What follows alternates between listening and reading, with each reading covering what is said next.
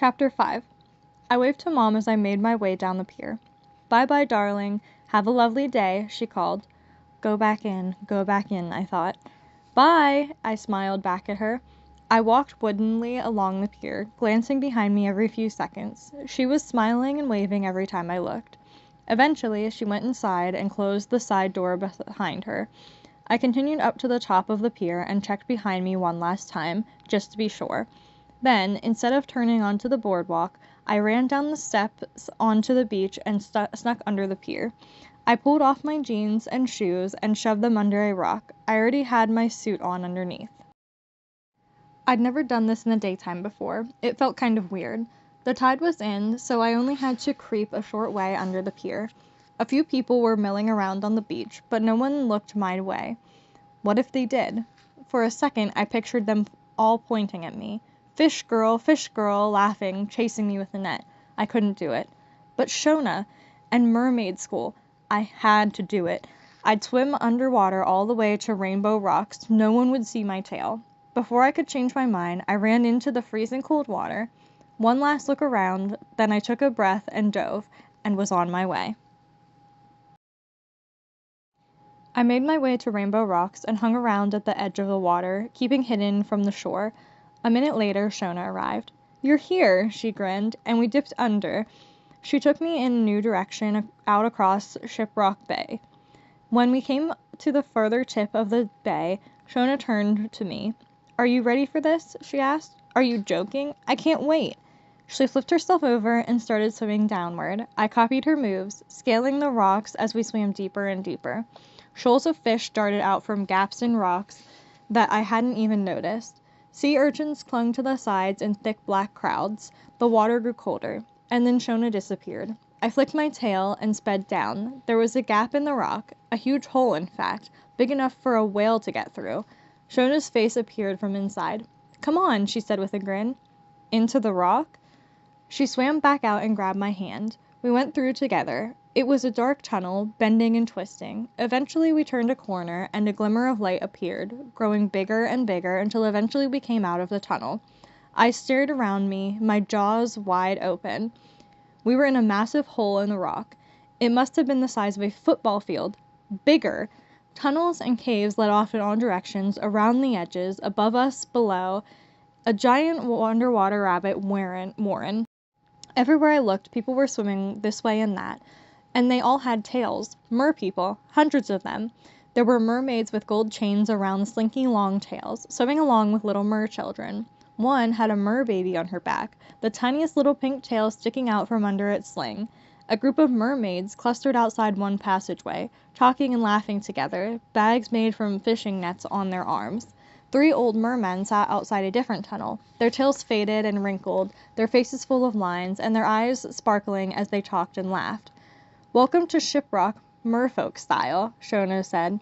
"Shona, better get a move on. Don't want to be late." A mermaid with her hair in a tall bun appeared beside us. 5 minutes to the bell. Then she flicked her dark green tail and zoomed off ahead. "That's Mrs. Tailspin," Shona said. "She's my history teacher. We've got her first thing." We followed her along a tube-like channel in the rock. At the other end, where it opened up again, mer girls and boys were swimming together in groups, swishing tails in 100 different shades of blue and green and purple and silver as they milled around, waiting for school to start. A group of girls were playing a kind of skipping game with a long piece of ship's rope. Then a noise like a foghorn surrounded us. Everyone suddenly swam into lines.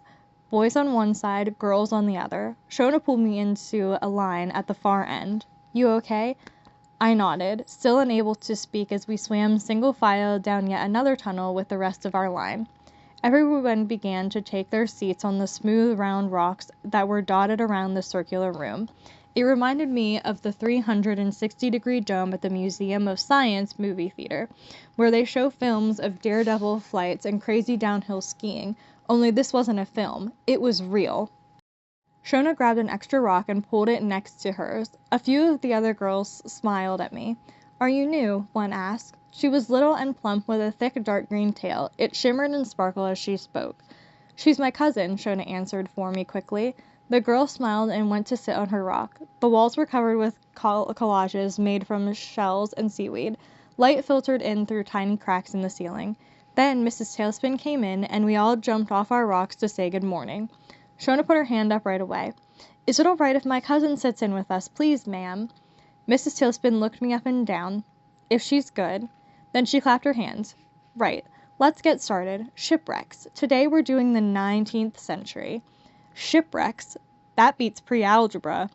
Mrs. Tailspin passed various objects around the room. "These are all from the Voyager," she said as she passed a huge plank of wood to a girl at the front. "One of our proudest sinkings." Proudest sinkings? What did that mean? Not a huge amount is known for sure about the wreck of the Voyager, but what we do know is that a group of mermaids who called themselves the Siren Sisters were responsible for its great sinking. Through skillful manipulation and careful luring, they managed to distract the entire crew for long enough to bring the great ship down. Shona passed me a couple of interlocking pieces of chain. I examined them and passed them on. Now, the only problem with this sinking was that one or two of the Siren Sisters did. Can anyone think what they might have done? Shona thrust her hand in the air. "Yes, Shona." "Ma'am, did they fall in love?" Now how did I know you were going to say that? Ever the romantic, aren't you, Shona? A giggle went around the room. "Well, as a matter of fact, Shona is right," Mrs. Tailspin went on. "Some of these sisters let down the entire operation. Instead of dispersing the crew, they chose to run away with them, never to be seen again. It's not known whether they attempted to return once they discovered the inevitable disappointments of life ashore." I shuffled uncomfortably on my rock. "Although, as you know," Mrs. Tailspin continued, "Neptune takes a very dim view of those who do." "Who's Neptune?" I whispered to Shona. "The king," she whispered back, "and you don't want to get on the wrong side of him, believe me. He's got a terrible temper. He makes thunderstorms and typhoons when he gets in a bad mood, or unleashes sea monsters, but he can calm the roughest seas with a blink. Very powerful, and very rich too. He lives in a huge palace all made of coral and gems and gold." "Shona, are you saying anything you'd like to share with the class?" Mrs. Tailspin was looking our way. "Sorry, ma'am," Shona blushed. Mrs. Tailspin shook her head.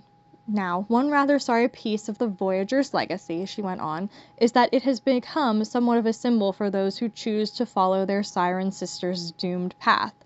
Instances are rare, but merfolk and humans have been caught together here. I needn't tell you that the punishments have been harsh. Our prison is home to a number of those traitors who have attempted to endanger our population in this way." "You have a prison?" I whispered. "Of course," Shona replied. "Really scary, from the pictures I've seen. A huge labyrinth of caves out beyond the great Murmur Reef, near Neptune's palace." I couldn't concentrate for the rest of the morning. What if they found out that I wasn't a real mermaid, and I ended up in that prison? Shona grabbed me as soon as lessons finished. "I've had an amazing thought," she said. "Let's go to the shipwreck. Let's find it." "What? How?" "Don't you remember? Mrs. Tailspin told us the exact location. I thought you were daydreaming then." She ran her hand along the side of her tail. Then she did this totally weird thing. She put her hand inside her scales. She felt around for a bit, then pulled something out. It looked like a cross between a compass and a calculator. Her scales closed up as she withdrew her hand. "What was that?" I screeched. "What?" Shona looked baffled. I pointed to her tail, where her hand had disappeared. "My pocket?" "Pocket? Of course. You have pockets." "In my denim jacket, yeah. Not in my body." "Really? Are you sure?" I fumbled around the sides of my tail. My hand slipped through a gap. Pockets! I did have them. Shona held up the object she'd pulled out. "We can find the shipwreck with my splashometer." I hesitated. It's true that Mom wasn't expecting me home until 4 o'clock. Should I go? "Come on, Emily. It must be such a romantic place." I thought for a second. "Okay, let's do it. Let's go this afternoon." Underwater, we made our way slowly out to sea, with Shona checking her splashometer every few yards. After a while, we came up to look around. A lone line of gulls skimmed the surface. Ahead of us, other seabirds shot into the water like white arrows. We ducked under again. Rays of sun shone in dusty beams under the water. Moments later, Shona's splashometer beeped. "We're getting close," she breathed as we dove lower. The sea life was becoming weirder. Something that looked like a peach with tentacles turned slowly around in the water, scanning its surroundings with beady black eyes. Further down, a see-through jellyfish bounced away from us. A slow-motion space hopper. A rubbery gold crown floated silently upward. Everywhere I looked, fish that could have passed for cartoon aliens bounced and twirled and spun. Shona grabbed my arm. "Come on," she said, pointing ahead and swimming away again. Lower and lower, the sea grew darker and darker. As we pressed forward, something came into view. I couldn't make out the shape, but it was surrounded by a hazy golden light. The eerie light grew stronger as we carried on swimming toward it, and bigger. It was everywhere, all around us. We'd found it, the Voyager. We darted along its length, tracing the row of portholes all the way from the back end to its pointy front, then swam away again to take it all in. Long and sleek, the ship lay on a tilt in the sand. Still, silent, majestic. This is so amazing. My words gurgled away from me like a speech bubble in a comic strip. It made me laugh, which sent more bubbles floating out of my mouth up into the darkness. I couldn't stop staring at the ship. It was like something out of a film, not real life, especially my life. It shone as if it had the sun inside it, as though it were made of gold. Made of gold? A shipwreck made of gold? A queasy feeling clutched at my insides. "Shona, the masts. Are you okay?" Shona asked, taking a look at me. "I need to see the masts." Shona pointed up into the darkness again. "Come on." Neither of us spoke as we skirted around the hundreds of tiny fish pecking away at the ship's sides and swam up to the deck. Yard after yard of wooden slats, some shiny, almost new-looking, others dark and rotting. We swam upwards, circling one of the masts, wrapping our tails around it like snakes slithering up a tree, my heart hammering loud and fast. "What is it?" "What?"